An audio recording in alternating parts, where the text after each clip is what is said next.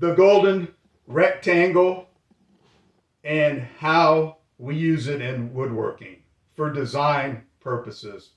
Now, if you are just going to build plans that other people have made and you're not designing your own things, then this may not help you that much. However, if you've even designed a simple box and you wondered, what size do I make it so that it looks nice, then this is something that you want to consider. So I did a talk for a woodworking club. They didn't have electronics, so I had to go old school. I have this poster board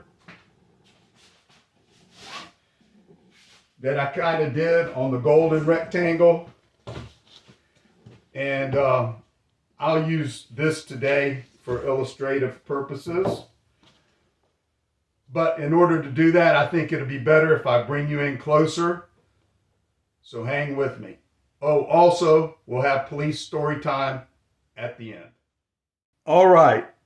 Have you ever seen a project that somebody else did, or maybe even yourself, and when you look at it, you think, gosh, it's really well done. It's beautiful, but there's just something about it that just doesn't look right. There's something that's bothering me about it. Well, most likely what's bothering you is the proportions are off. Okay, so the golden rectangle or the golden ratio is nothing more than how one thing or one length is related to another length. So if you have a number, for instance, say you take 3, this length of 3, if it was the height of something, then you would want the other length to be almost 5 inches. So 3 by 5. So if you have a rectangle that's 3, let's say 3 feet even, 3 feet up, you would want it 5 feet wide. And that gives you the best look according to proportions. Now, a lot of people relate this back to God, and they call it the God proportions because it's seen in nature a lot, and it's also something that we're used to seeing. And let me flip this over and I'll give you an example.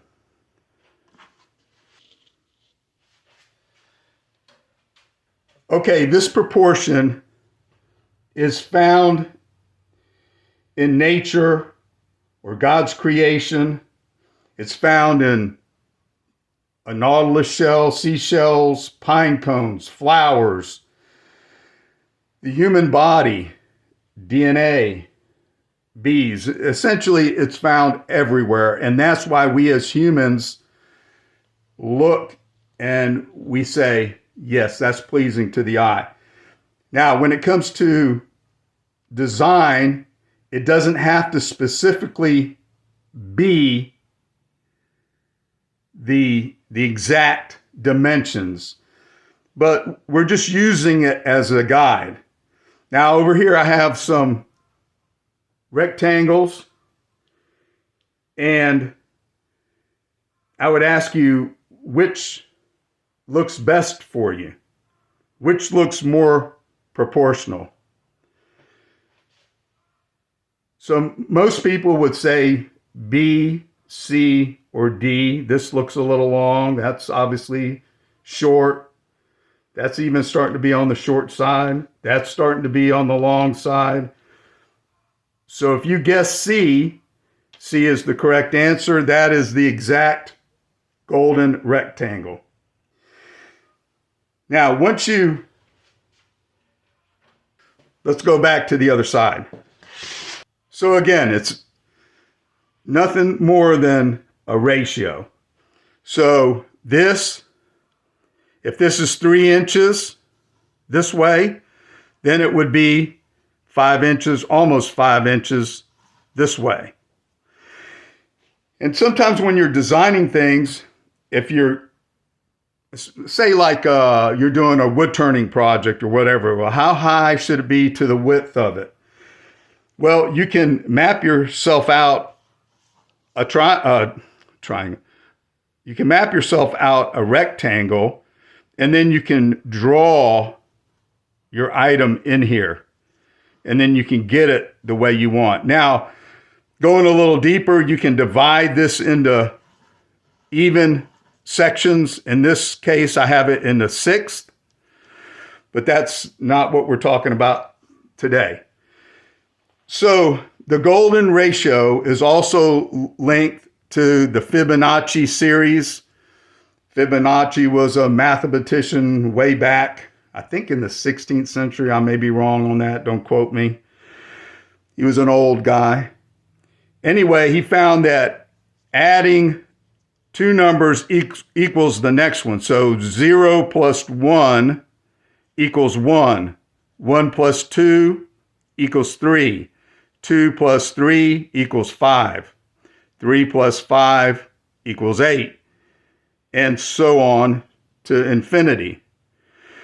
So this is just the numbers laid out as you figure them here. It's always multiplied by 1.618. If you make enough of these golden rectangles and you keep going smaller, here's one, here's another one, here's another one, another one, another one, another one, another one. So if you start out and you keep going smaller, you can draw this scroll all the way around. And you can see by using dividers, I'll just roughly show you, so you can see it. It'll go this way, and then here, back around, then here, back around. And you can just keep drawing this until you get this shape.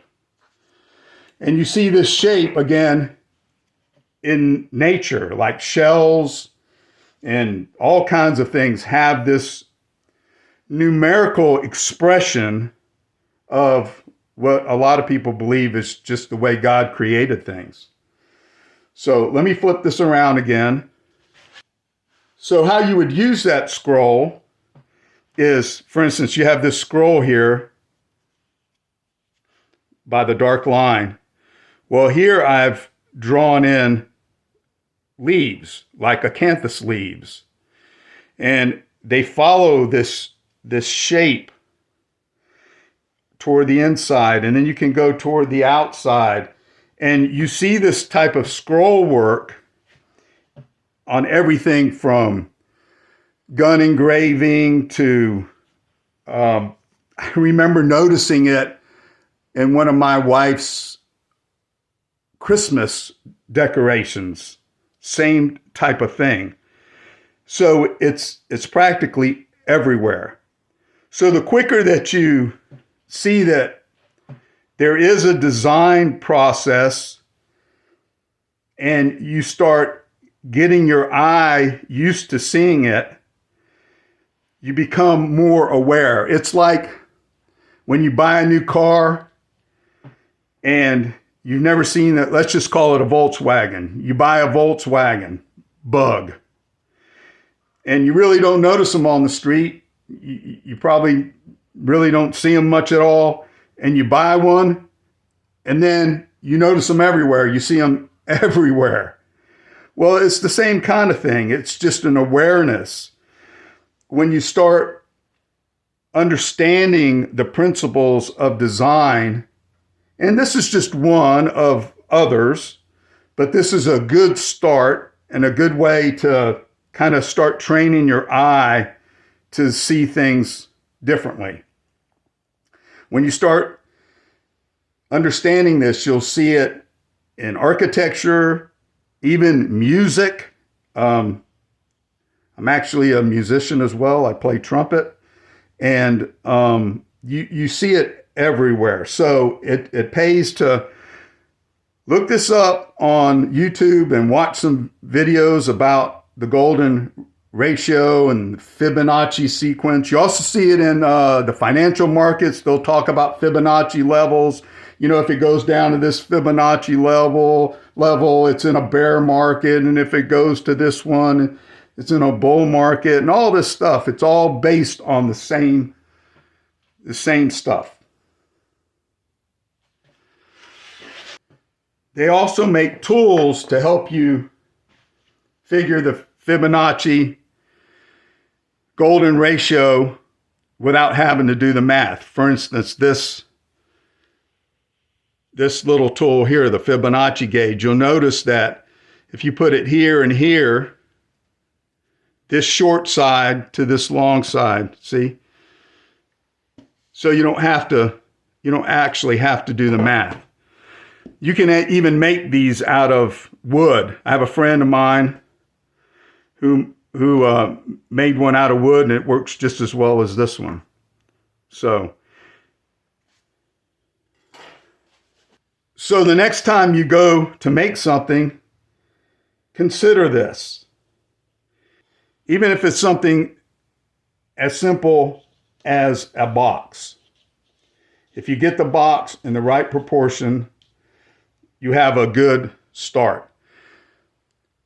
I did wildlife art, carving, and when I do, let's say a duck, I want to carve that duck. When I stand back, the shape, before I put any detail on it, the shape should say, that's a wood duck, or that's a ruddy duck, or that's a merganser, or whatever. So the shape is really, really important, and getting that as the basis will help you succeed.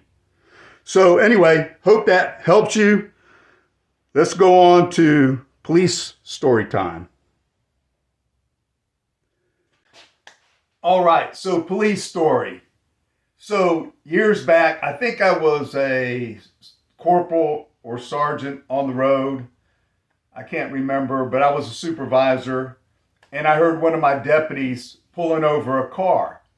And a little while later, I get a call from him, and he says, "Hey, you need to come over here. I've got to resist." So I go over there. By the time I get there, I see a fire truck with its lights on, an ambulance with the lights on, traffic is congested, and all this is in front of a local library. So in all this commotion, this lady drives by and she slows down. Now we're close to the road in front of the library. She's in a van, has some kids in the back.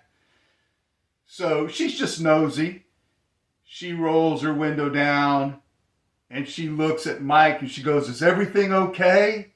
And he goes, "Yes, ma'am. Just make sure you get your library books back on time." She says, okay, I will. So I asked Mike what happened.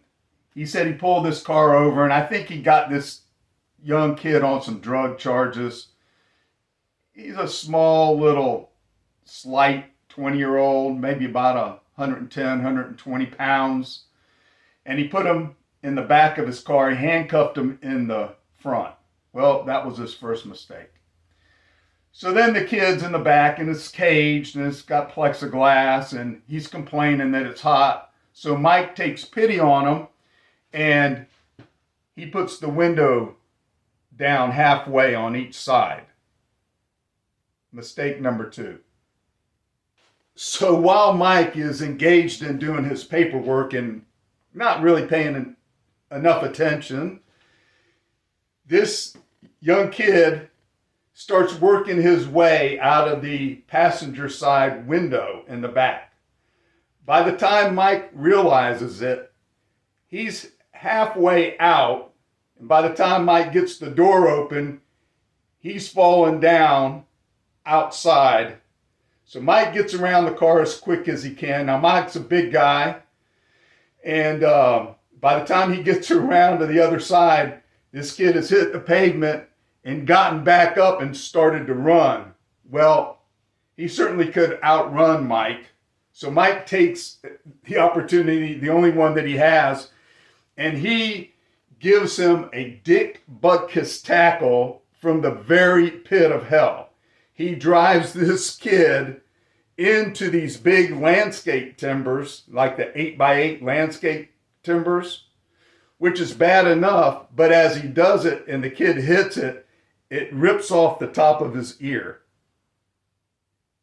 So as part of my use of force memo that I have to write, I have to do a little investigation on it. I have to talk to any witnesses and the suspect.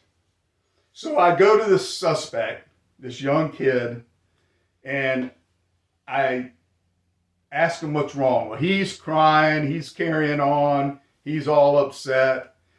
And I said, what happened? He goes, that deputy sat on me. So then he says, but I don't care. He goes, it doesn't matter anyway. He had some relationship problem with a girlfriend or something that he was upset about as well. So I finished up the interview and I said, is there anything else? He goes, yes, sir. He goes, I just have one question. Okay, what is it? He goes, can I have my ear back? I said, I'm sure that they're going to help you at the hospital do something with your ear.